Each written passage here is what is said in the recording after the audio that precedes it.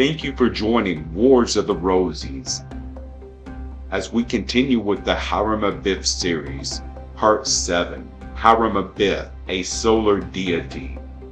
Mythically, Hiram is the sun, a symbol of the Logos. Mystically, he is the perfect initiate, the Grand Master.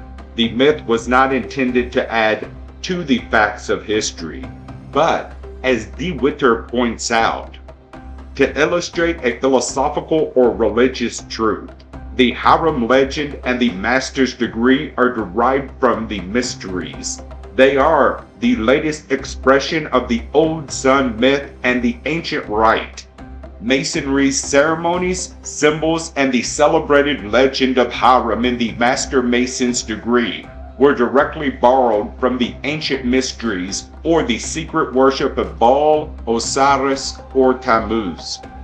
The Atlanteans of old worshipped the rising sun, but also how the modern Mason symbolizes this sun as Hiram, the highborn, who, when he raises to the top of the temple, places a golden stone upon it and raises to life all things in man.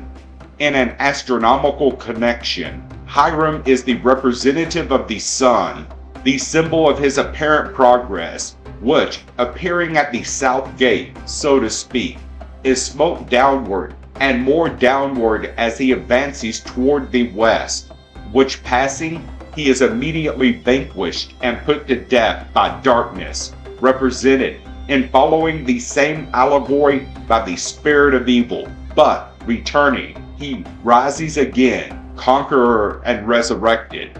This is why it is said a Master Mason is traveling in the east to find the source of illumination.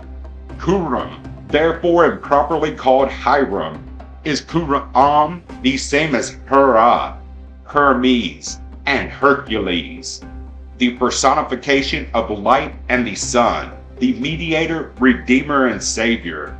It is merely absurd to add the word Abiff or Abiff as part of the name of the architect. Abin, which we read Abiff, means of my father, formerly one of my father's servants or slave. The later Jewish high priest constructed the allegory of Solomon's temple, a building which never had a real existence any more than had King Solomon himself, who was simply and as much a solar myth as is the later Hiram Abiff of the Masons, as Ragon well demonstrated. Thus, if the measurements of the allegorical temple, the symbol of the cycle of initiation, coincide with those of the Great Pyramid, it is due to the fact that the former were derived from the latter, through the Tabernacle of Moses.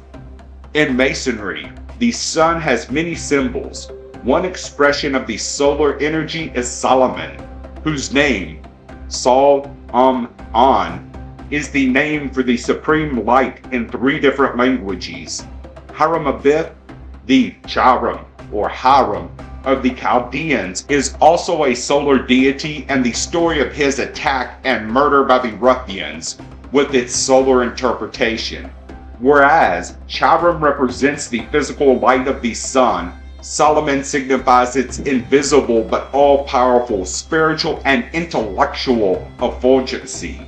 From the cosmic angle or viewpoint, we note again that Solomon's temple is the solar universe and Hiram Abiff, the Grand Master, is the sun, which travels around the 12 signs of the zodiac.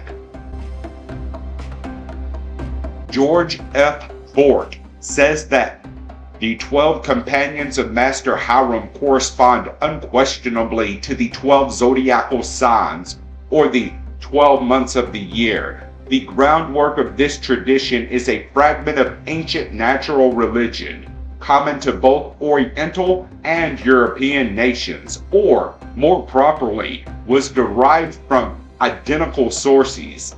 The treacherous Craftsmen of Hiram, the good are the 3 winter months which slew him. He is the sun surviving during the 11 consecutive months, but subjected to the irresistible power of the 3 ruffians, the winter months, in the 12th and last month.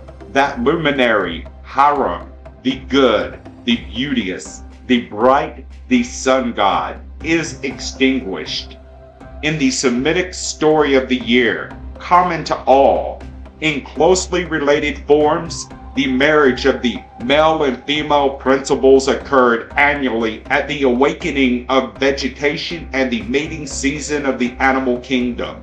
Then Horus, the spirit of fertility, represented by the position of the sun in the zodiacal sign of the round, called Ammon, united with virgin nature, personified by the position of the earth in the sign of Virgo, goddess of the grain harvest, holding in her hand the sheaf of wheat, called by the Hebrews Sheboreh, in the midst of which glistens the brilliant star named Abiff, now termed Spica Virginis, which gave its name to the month of the Passover.